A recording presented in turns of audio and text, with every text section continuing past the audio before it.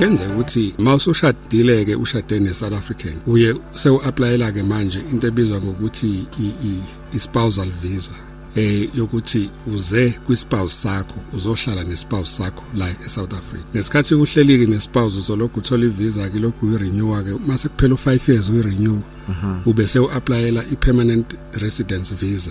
Esho ukuthi ke manje usungakwazi ukuthola i-ID yalabantu laba okuthiwa bama-permanent residents. Yes.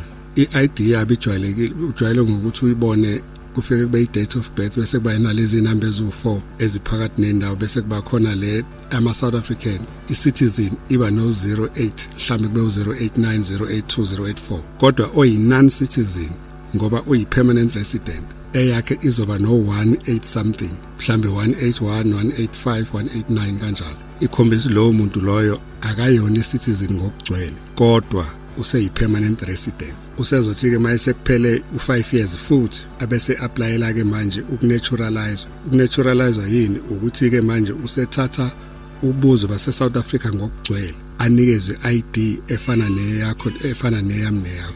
Ilapho ke advantage ukuthi ke uma ngabe umuntu eshada nowase South Africa emva kwesikhathi ugcine sekwazi ukuthi athole ubuzo ngokuthi ushade nowase South Africa.